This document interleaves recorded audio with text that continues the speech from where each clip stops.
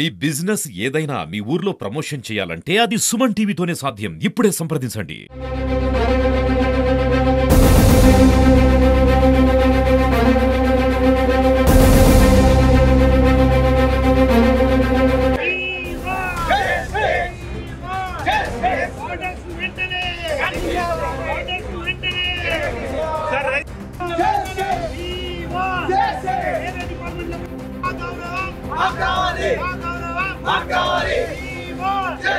Right. Nalgonda జిల్లా కేంద్రంలోని medical college, అదేవిధంగా ప్రభుత్వ జనరల్ ఆసుపత్రి, ఈ రెండిట్లలో ఏదైతే జిల్లా కలెక్టర్ కొంతమందిని ఇన్స్పెక్షన్ కోసం నియమించారో దానిని నిరసిస్తూ ఇక్కడ ఉన్న సిబ్బంది మొత్తం ఈరోజు బైకాట్ చేశారు. విధులకు హాజరు కాకుండా పెద్ద ఎత్తున ఆందోళన కార్యక్రమం చేస్తున్నారు. ఇప్పుడే మనం చూసినాం, వాళ్ళంతా కూడా కేవలం మేము ఆత్మగౌరవం కోసమే పనిచేస్తున్నాం, ఆత్మగౌరవం లేకుండా మా కింది స్థాయి వాళ్ళను మా పైన ఇన్స్పెక్షన్కి వేయడం మేము అస్సలు సహించం, అది విరమించుకునేంత వరకు జిల్లా కలెక్టర్ కావచ్చు, ఉన్నతాధికారులు కావచ్చు, దీనిపైన యాక్షన్ తీసుకునేంత వరకు కూడా మేము ఈ సమ్మెను విరమించేది లేదు, దీన్ని కొనసాగిస్తామని చెప్తున్నారు. అయితే ప్రస్తుతం మనము ఓపీ దగ్గర ఉన్నాం. ఇక్కడ దాదాపు 12 గంటల వరకు వందల సంఖ్యలో ఇక్కడ జిల్లాకు సంబంధించిన ప్రజలు, ఎవరైతే రోగులు, అదేవిధంగా వైద్య సేవల కోసం వస్తారో ఇక్కడనే నిలబడి, అంటే దాదాపు ఈ సమయానికి సరిగ్గా ఇప్పుడు 11:30 అవుతుంది. ఇక్కడ దాదాపు ఒక 50 మంది క్యూ లైన్లతోటి ఇక్కడ ప్రతిరోజు కూడా ఓపీ ఇక్కడ నమోదు చేసుకొని డాక్టర్ల దగ్గరికి వెళ్తారు. అయితే ఈరోజు ఓపీ సెంటర్లో కూడా ఎవరు లేకపోవడం మనం చూడవచ్చు. లోపల క్యాబిన్లో ఇక్కడ లోపల ఒక 5-6 ఉంటారు సిబ్బంది, వీరంతా కూడా ఓపీ చిట్టీలు రాస్తారు. కానీ ఈరోజు వాళ్ళు లేకపోవడంతో ఇక్కడ వచ్చిన రోగులు ఎవరైతే ఉంటారో, వైద్య సేవల కోసం వచ్చిన వారంతా కూడా వెనుదిరిగిపోవడం, లేదంటే అక్కడ క్యాజువాలిటీ దగ్గర ఎవరైనా ఎమర్జెన్సీగా చికిత్సలు అందిస్తారేమో అని చెప్పి అక్కడ వెయిట్ చేస్తున్న పరిస్థితి అయితే మనం చూస్తున్నాం. మొత్తం చూడొచ్చు, ఆసుపత్రి మొత్తం కూడా ఖాళీ ఉంది. ఇది బయోమెట్రిక్, ఇది ఒక ల్యాబ్, ఇందులో కూడా ఎవరు లేరు. సిబ్బంది మొత్తం కూడా బైకాట్ చేసి బయటనే ధర్నాలు చేస్తున్న పరిస్థితి ఉంది. మనం అదేవిధంగా డాక్టర్ల రూమ్లోకి కూడా వెళ్దాం. ఇక్కడ మెడిసిన్ ఇస్తారు, ఒకరు ఎవరో ఎమర్జెన్సీ కోసం ఒకరిద్దరు ఇక్కడ ఉండి మెడిసిన్స్ అయితే ఇస్తున్న పరిస్థితి ఉంది. కానీ ఇక్కడ వందల సంఖ్యలో ప్రతిరోజు మెడిసిన్స్ తీసుకెళ్తుంటారు.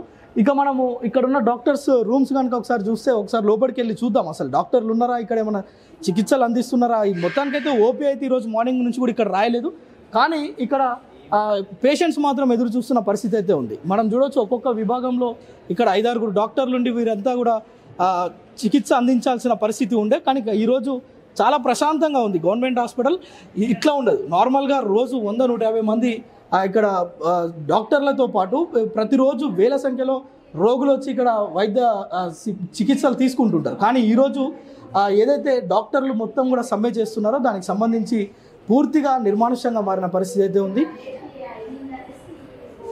మాత్రం ఒకరిద్దరు డాక్టర్లు ఇక్కడ అందుబాటులో ఉన్నారు. మేడం, మీరు సమ్మెలో ఉన్నారా? చాలామంది బయట సమ్మె చేస్తున్నారు, మీరు సమ్మెలో ఉన్నారా? ఇప్పుడు మేము మా కేసెస్ చూడడానికి వచ్చాము. ప్రతిరోజు ఎంతమంది ఉంటారు ఇక్కడ? 3 మెంబర్స్ ఉంటారు. 3 మెంబర్స్. ఈరోజు మీరు ఒక్కలే ఉంటారు, ఎందుకని? మా స్ట్రైక్లో కొంతమంది ఉన్నారు ఇక్కడ పేషెంట్స్.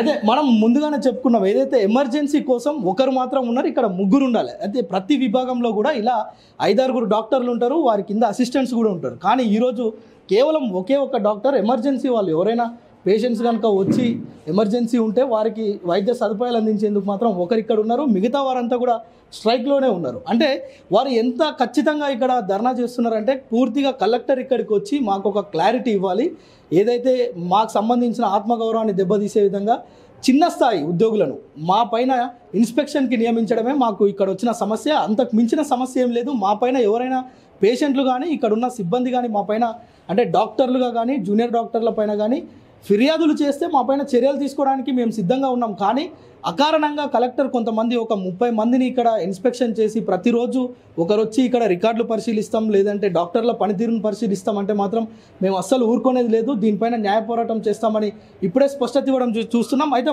మరికొన్ని మనం విభాగాలు ఒకసారి చూద్దాం. ఎమర్జెన్సీ సేవలను అందుతున్నాయా లేదా, పేషెంట్స్ వస్తున్నారు, వారికి ఎలాంటి సదుపాయాలు అందిస్తున్నారు ఒకసారి తెలుసుకుందాం. అదేవిధంగా క్యాజువాలిటీకి కూడా వెళ్దాం. క్యాజువాలిటీ దగ్గర పెద్ద ఎత్తున రోగులు అయితే ఉన్నారు, రోగులకు సంబంధించిన సహాయకులు కూడా ఉన్నారు, వారిని కూడా అడిగి తెలుసుకుందాం. అసలు నిజంగా ఈ స్ట్రైక్ ద్వారా ఇక్కడికి వచ్చే రోగులు, అంటే రోగులకు తెలియదు వాస్తవంగా ఇక్కడ ఈరోజు స్ట్రైక్ జరుగుతుందని, కానీ ఆ రోగులైతే ఎవరైతే ఉంటారో వారంతా కూడా వైద్య సదుపాయాల కోసమే ఇక్కడికి వచ్చి ఉంటారు. కానీ ఇక్కడ ఒక్కసారిగా స్ట్రైక్ నిర్వహించడంతో వారంతా కూడా ఆ క్యాజువాలిటీ దగ్గర ఎదురు చూస్తున్న పరిస్థితి అయితే ఉంది. ఒకసారి మనం క్యాజువాలిటీ దగ్గరికి వెళ్ళి చూసే ప్రయత్నం అయితే చేద్దాం.